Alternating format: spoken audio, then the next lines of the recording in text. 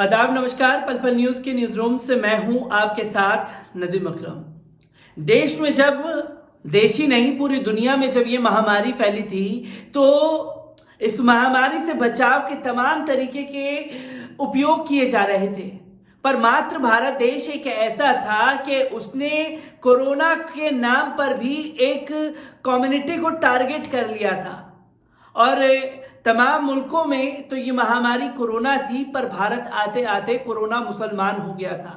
और कोरोना जब मुसलमान हुआ तो मुसलमानों के ऊपर इसका ठीकरा फोड़ दिया गया, क्योंकि जो सरकारों ने गलतियां की थी उन गलतियों से कोई पर्दा डालने के लिए एक बलि का बकरा चाहिए था, तो बलि का बकरा बना तबलीगी जमात। और तबलीगी जमात में आए हुए वो जमाती जिनको लेकर के टारगेट किया जाने लगा, तमाम तरीके की खबरें मीडिया के द्वारा सामने लाई जाने लगी और फेक वीडियोस दिखा दिखा करके मुसलमानों को दिन रात एक दो दिन नहीं बल्कि महीने भर तक कोसा गया।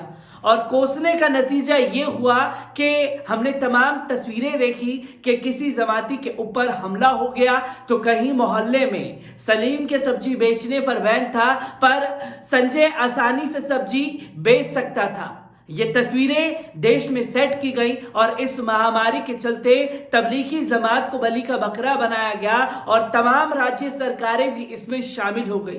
पर इन राज्य सरकारों में सबसे अहम किरदार जो था वो दिल्ली सरकार का था, क्योंकि दिल्ली सरकार ने पूरा का पूरा ठीकरा तबलीगी जमातियों के ऊपर फोड़ दिया और केंद्र को भी इस पर बहाना मिल गया तबलीगी जमातियों को निशाना बनाने का। जब दिल्ली और केंद्र सरकार एक होकर के तबलीगी जमात को निशाना बनाने लगी तो तमाम राज्य सरकारें भी अपने आप को बचाने के लिए तबलीगी जमातियों के ऊपर ठीकरा फोड़ने लगी।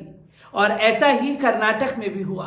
कर्नाटक में तबलीगी जमातियों को लेकर के हाई कोर्ट ने एक बड़ा फैसला लिया, जिसमें 10 साल तक विदेशी जमातियों के ऊपर आने पर रोक लगा दी गई।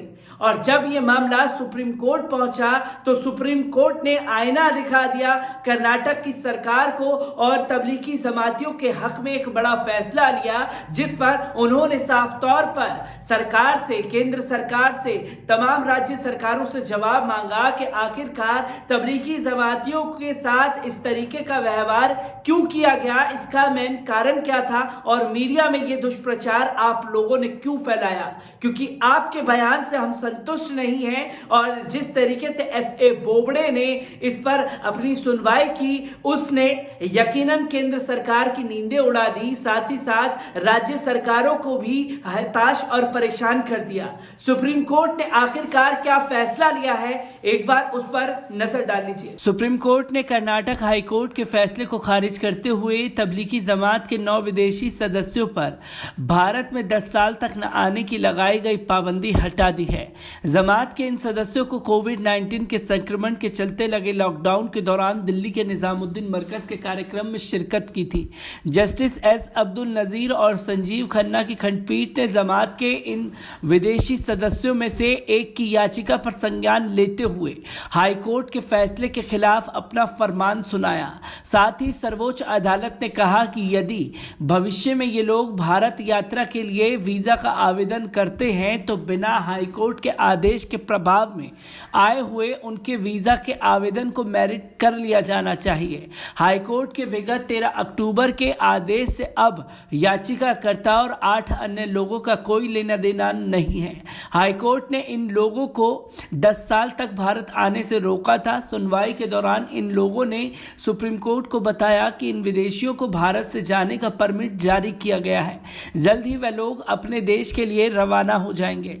वहीं केंद्र सरकार ने अपने हल्फनामे में बताया कि तबलीगी जमात के विदेशी सदस्यों को 11 राज्यों ने काली सूची में डाला हुआ है। इन 2765 सदस्यों के खिलाफ करीब 205 FIR दर्ज है।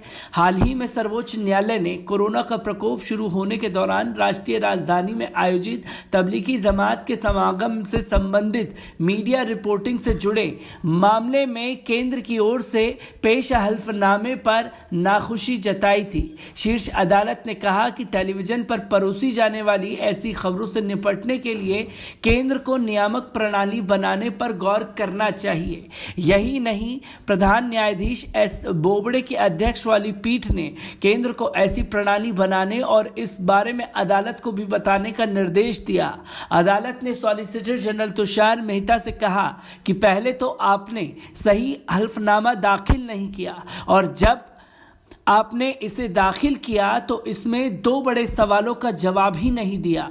ये सही तरीका नहीं है। हम आपके जवाब से सहमत नहीं हैं। हम आपसे केंद्र सरकार से ये जानना चाहते हैं कि टीवी पर इस तरह की सामग्री से निपटने के लिए क्या व्यवस्था की गई है। तो दोस्तों, आपने देखा जो कर्नाटक की हाईकोर्ट थी, कर्नाटक हाईकोर्ट ने जो फैसला लिया था तबलीगी जमातियों पर कि उनके 10 साल तक आने पर पाबंदी लगा दी थी भारत में, पर इस को पूरी तरीके से खारिज कर दिया है सुप्रीम कोर्ट ने। और सुप्रीम कोर्ट ने यह भी ऑर्डर दे दिया कि तबलीगी जमातियों को जो आपने बंद किया जेलों में, उनको रिहा करने का भी आदेश दिया गया। और साथ ही साथ सुप्रीम कोर्ट ने यह भी कहा कि इनको इनके घर भेजने का भी इंतजाम किया जाए। तो सुप्रीम कोर्ट ने एक बड़ा फैसला लिया और जब सुप्रीम कोर्ट ने बड़ा फैसला लिया तो मीडिया कहां दिखाने वाला है। मीडिया तो सिर्फ यही गला फाड़ फाड़ करके बता रहा था कि देखिए